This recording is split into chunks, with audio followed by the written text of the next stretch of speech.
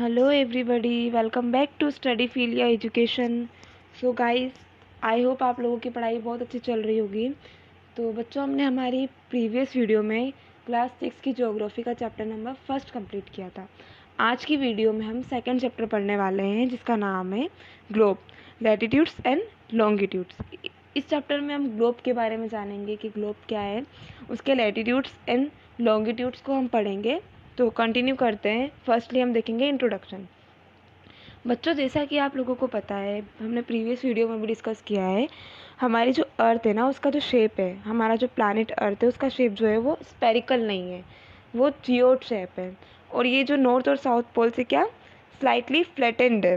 ठीक है, मैंने जैसा कि आपको प्रीवियस वीडियो में बताया है कि अर्थ का शेप जो है वो स्पेयर नहीं है, स्पेरिकल नहीं है ना।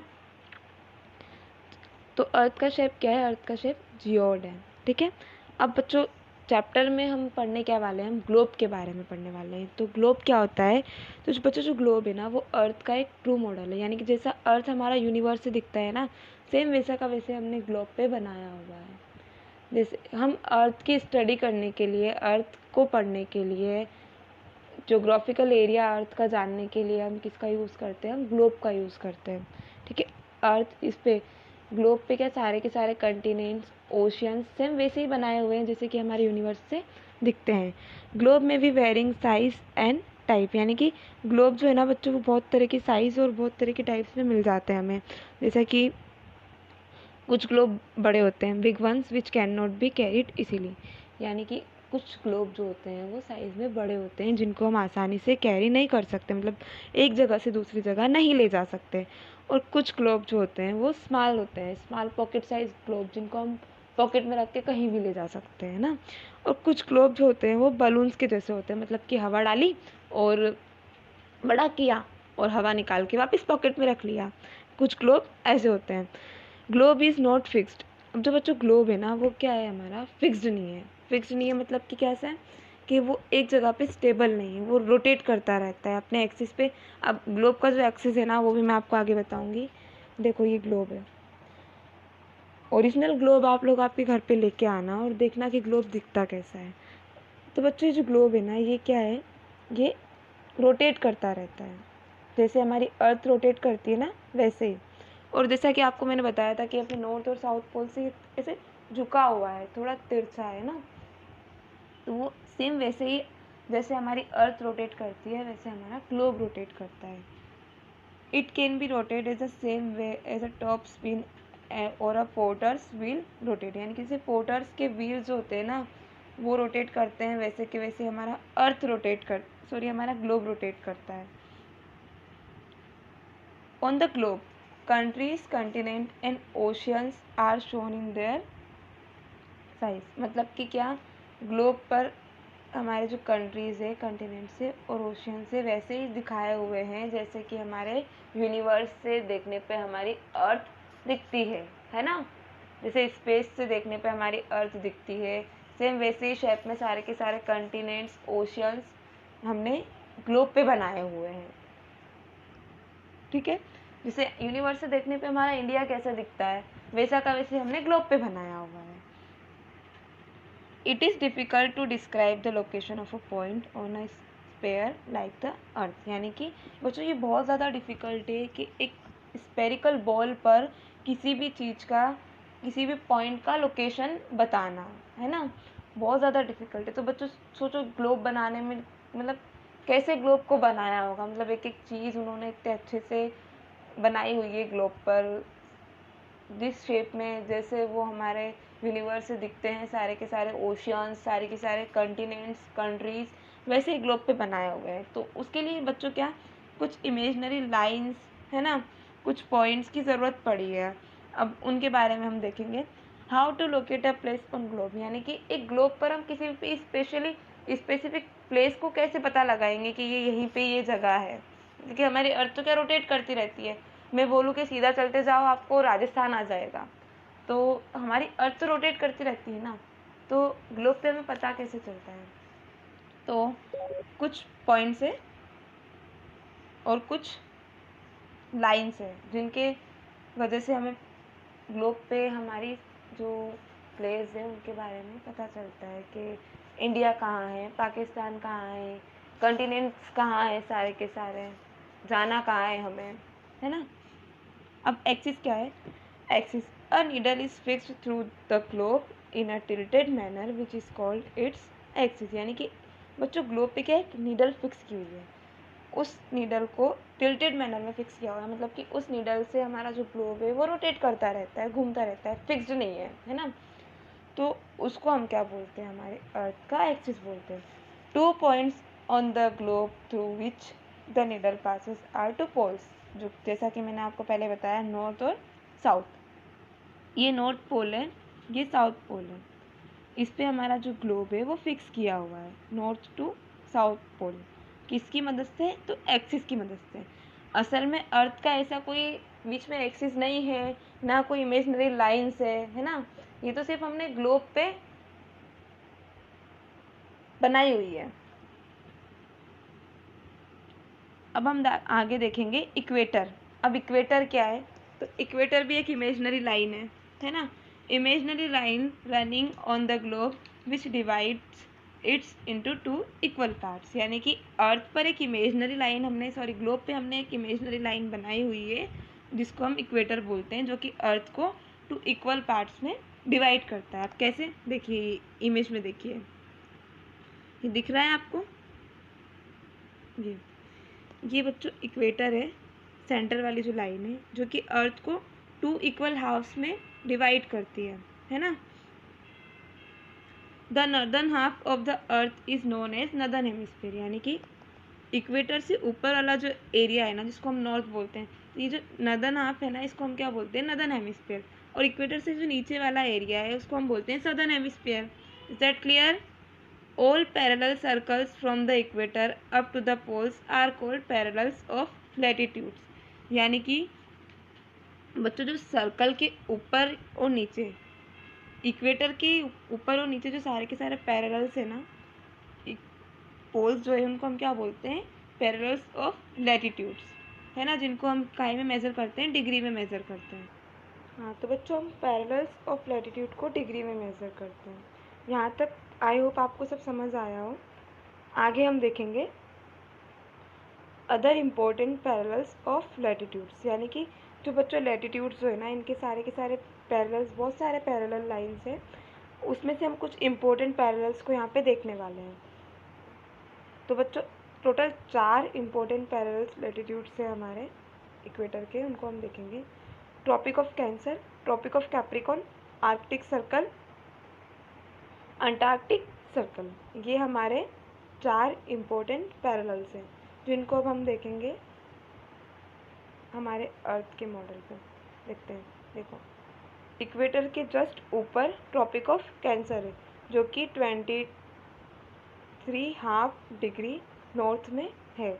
फिर उसके ऊपर हमारा आर्कटिक सर्कल है, जो कि 66 डिग्री हाफ नॉर्थ में है। जैसा कि हमने बताया कि इक्वेटर के ऊपर वाला जो एरिया है उसको हम नॉर्दर्न हेमिस्फीयर बोलते हैं, और यहाँ पे जो सारे के सारे पैरेलल्स हैं उनको हम नॉर्थ से डिनोट करते हैं ना, डिग्री नॉर्थ।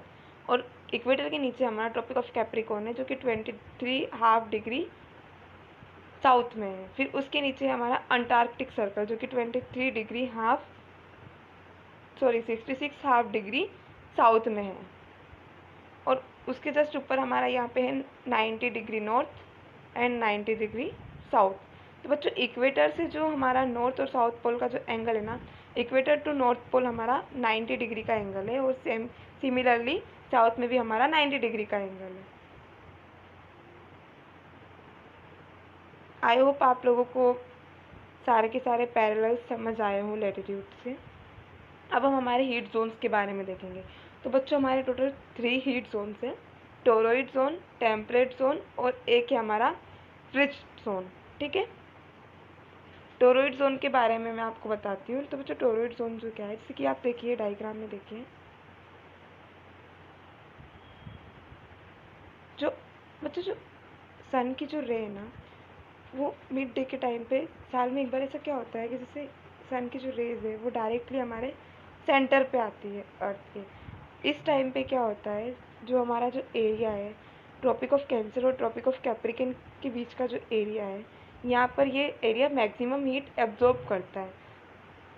अब ज़्यादा हीट होने के कारण ये एरिया जो है हमारा, इसको हम क्या बोलते हैं, टोरॉइड जोन बोलते हैं। ठीक है, the mid day sun is exactly overhead at least once a year on the latitudes in between the Tropic of Cancer and Tropic of Capricorn. This area therefore receive maximum heat. ये हमारा toroid zone है।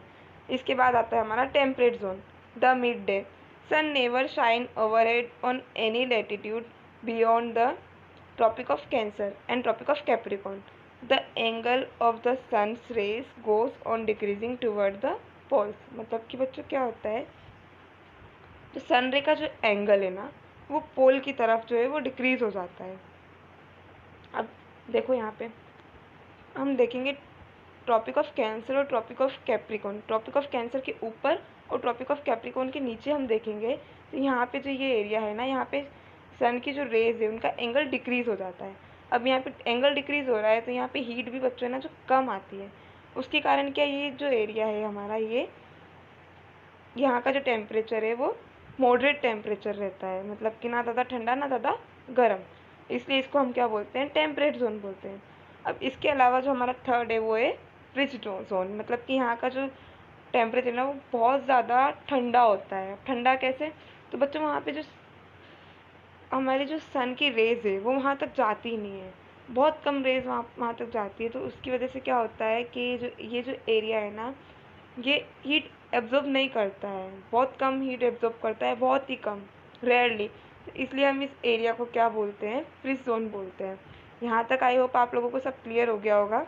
तो अब आप लोग तीनों ही heat zones के name याद करेंगे, इम्पोर्टेंट पैरेलल्स जो है हमारे उनके नेम याद करेंगे और कमेंट बॉक्स में कमेंट करेंगे।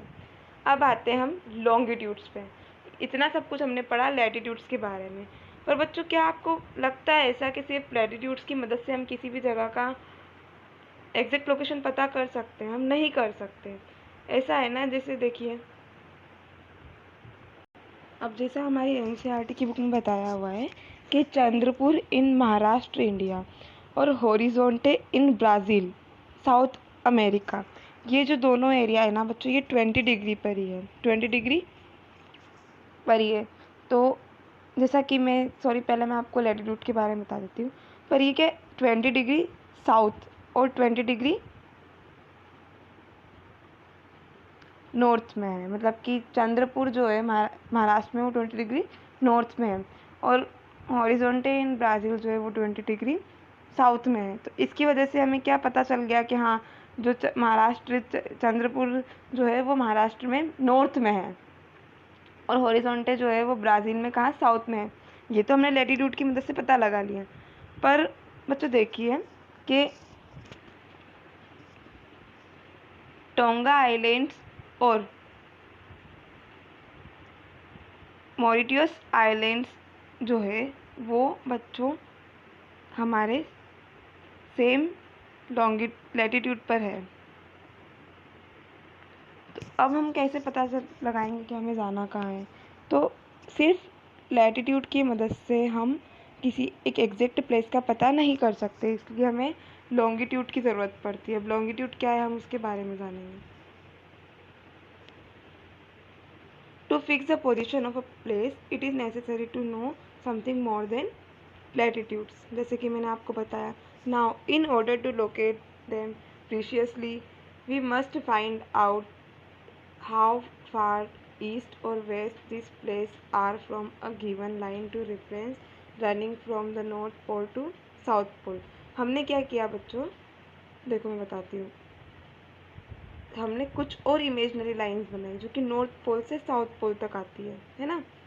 पहले हमने पैरेलल लाइंस बना दी हॉरिजॉन्टल, अब हमने कुछ वर्टिकल लाइंस बनाई हैं। इनको हम क्या बोलते हैं, longitude. Latitude horizontal and longitude vertical, ठीक है। This line of reference are called the meridians of longitude. इन लाइंस को हम क्या बोलते हैं, मेरिडियन ऑफ लॉन्गिट्यूड, और इनको भी हम काय में मेजर करते हैं, डिग्री में मेजर करते हैं। Each degree further divided into minute and minute into second. सारी की सारी डिग्रीज को हमने क्या मिनट्स में डिवाइड किया हुआ है और मिनट्स को हमने सेकंड में डिवाइड किया हुआ है। जैसा कि हमें पता है कि हमारा अर्थ जो है वो 24 घंटे में 360 डिग्री रोटेट कर लेता है। तो बच्चों हमारा जो अर्थ है वो 1 घंटे में कितना 15 डिग्री रोटेट करता है ना। मैथमेटिकली मैं थोड़ा आपको बता देती हूँ, 1 घंटे में 15 डिग्री रोटेट करता है। और वहीं 1 मिनट में अर्थ 4 डिग्री 4 मिनट में अर्थ हमारा 1 डिग्री मूव करता है, रोटेट करता है। ठीक है, यहाँ तक कोई दिक्कत नहीं। अब हम आगे देखेंगे प्राइम मेरिडियन। अब प्राइम मेरिडियन क्या है बच्चों, तो मैं बताती हूँ आपको। Unlike parallels of latitudes, all meridians are equal in length, thus it was difficult to number the meridians. जैसे कि बच्चों हमने देखा कि पैरेलल्स ऑफ लैटिट्यूड्स जो है ना वो क्या, इक्वेटर जो है हमारा वो सबसे बड़ा है। फिर ऐसे कि साइज ऊपर जाते जाते डिक्रीज हो रही है नॉर्थ पोल तक, और साउथ पोल तक आते आते भी साइज डिक्रीज हो रही है। पर इसके अपोजिट हमारे जो लॉन्गिट्यूड है उनकी जो साइज है वो सबकी सेम है। तो बच्चों अब क्या किया जाए कि हम किसको 0 डिग्री मेरिडियन माने। तो बच्चों जो हमारा प्राइम मेरिडियन है जो कि ग्रीनविच में ब्रिटेन में लोकेटेड है, उसको हमने क्या माना है, हमारा प्राइम मेरिडियन माना है 0 डिग्री। ठीक है बच्चों, अब प्राइम मेरिडियन जैसा कि हमको पता है कि हमारी अर्थ जो है वो वेस्ट टू ईस्ट मूव करती है। अब प्राइम मेरिडियन से हम ईस्ट की तरफ ऐसे मूव कर रही है, अर्थ अहेड आगे ईस्ट की तरफ मूव कर रही है। तो जैसे अर्थ अगर 15 डिग्री रोटेट कर रही है तो मतलब प्राइम मेरिडियन से जो ईस्ट साइड वाला जो 15 डिग्री आगे वाला जो टाइम है वो कितना है, 1 घंटा प्राइम मेरिडियन से आगे चल रहा है। मान लो जैसे प्राइम मेरिडियन पर 12 बजे है ना, तो प्राइम मेरिडियन के 15 डिग्री आगे 1 बज जाएंगे। और वैसे ही हम वेस्ट की साइड देखते हैं, जो प्राइम मेरिडियन से पीछे वाला जो एरिया है वेस्ट में वो 15 डिग्री पीछे है, तो उस एरिया में हमारे कितने 11 बजे होंगे।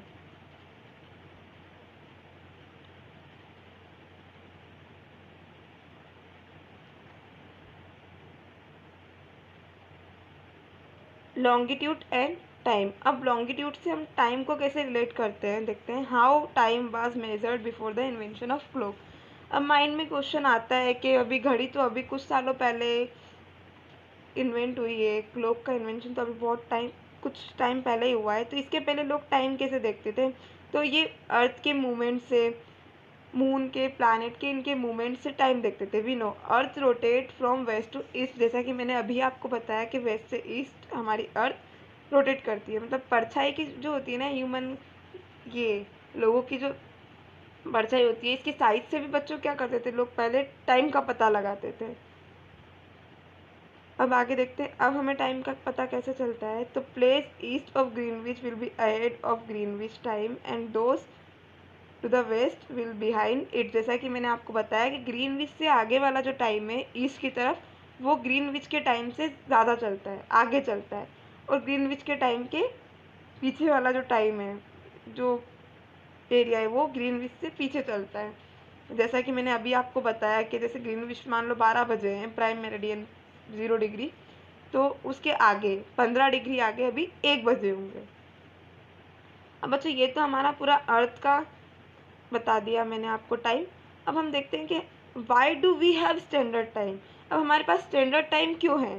तो बच्चों प्रॉब्लम क्या है, time on different meridian is bound to be different. अब अलग अलग मेरिडियन पे अलग अलग टाइम होता है, तो इसका सॉल्यूशन क्या है। It is necessary to adopt the local time of the some other meridian of a country as the standard meridian.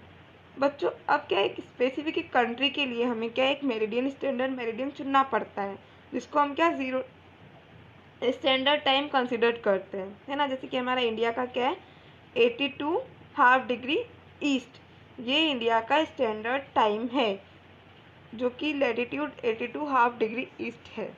इसको आप नोट कर लीजिए, याद कर लीजिए। कहीं भी क्वेश्चन आ जाता है कि स्टैंडर्ड टाइम ऑफ इंडिया क्या है, तो आप लिख सकते हैं। और बच्चों जो स्टैंडर्ड हमारा जो इंडिया का जो स्टैंडर्ड टाइम है ना, वो प्राइम मेरिडियन से कितना 5.5 घंटे आगे चलता है। तो आई होप आप लोगों को ये चैप्टर समझ आया हो। इस चैप्टर के रिगार्डिंग आपके जो भी डाउट्स है आप कमेंट बॉक्स में कमेंट कीजिए, आपको आंसर दिया जाएगा। And thank you so much for watching this video.